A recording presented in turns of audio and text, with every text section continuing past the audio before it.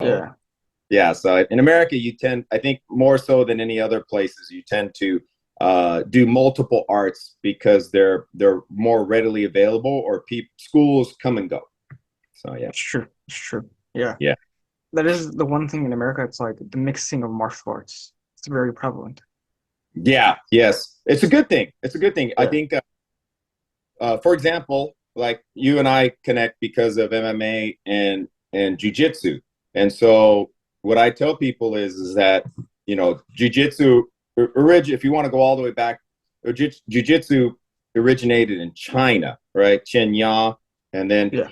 and karate from Okinawa also came from China due to the trade routes, right? So the traders Yeah. would trade China, and then they go into Japan and Okinawa and Japan, and then that influenced them. So China, Japan to Brazil to America. When jiu-jitsu came to America, they had no takedowns. They didn't do any stand up, and the art evolved. And so jiu-jitsu done today doesn't look anything very. That Yeah. is nothing like it was when I first learned it. So yeah, Yeah, that's true. I mean, yeah, I mean, it did start obviously in Asia, and yeah, then it eventually got its way to Brazil and then to America, obviously. yeah, yeah. But it evolved. Each stage it evolved, right? So Yeah, obviously none of us know what it was like in China at that time. But if you imagine from China to Japan, it evolved. From Japan to Brazil, because a lot of people don't know this, but Brazil has the highest Japanese population outside of Japan. oh really? Okay. Yeah, they have the most concentration of Japanese civilians population because they just have a really good trade agreement with Japan, and so you had a Oh, big influx of people moving to Brazil in the early 1900s. So they have a big population there. So that brought the jujitsu, and so it evolved there. And then when jujitsu was brought to America, it's evolved again.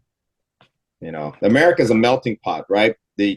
You have the such a huge amount of freedom here, and you're protected by laws. So that way, if you want to go open up Bassett's Jiu-Jitsu Master School, no one's going to come knocking on your door challenging you to fight. And if you lose, you have to close down your school, right?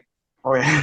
Yeah. So it's a good and bad, right? Because with the good people that want to evolve it, there's also the people who are, not real black belts. But Yeah. it's not much as a problem anymore now because social media and the Yeah. internet, it's really easy to call people out. Yeah.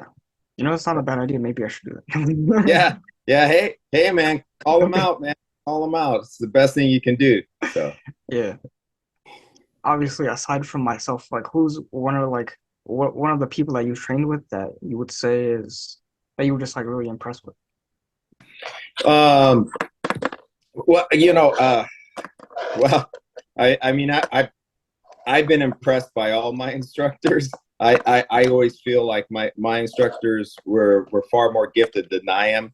I would have to say Higan Machado, my original jiu-jitsu instructor, um, Okay. only because unlike other martial arts, you grow up boxing, kickboxing, doing karate and striking and stuff like that. At that time, though, the wrestling and all the arts, but jiu-jitsu was so new, and to actually experience the helplessness, to experience the amount of pressure, that just the unstoppable skill that somebody can possess. And Higan Machado is my original instructor, and to this day he still has the most profound influence on my game. Yeah. And so it was just incredible. It's just like the world's crushing you, Yeah.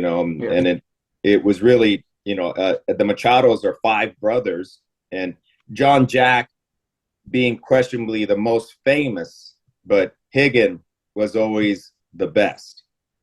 So, and at one point, Higan was arguably at the same level as Rickson Gracie when they were in Brazil. They're cousins, they're related, they're Yeah. family, and they had a match, and you can watch it on YouTube. And Higan lost, but I mean, they're cousins, they're family. It's not like it's some kind of rivalry or anything like that. Yeah.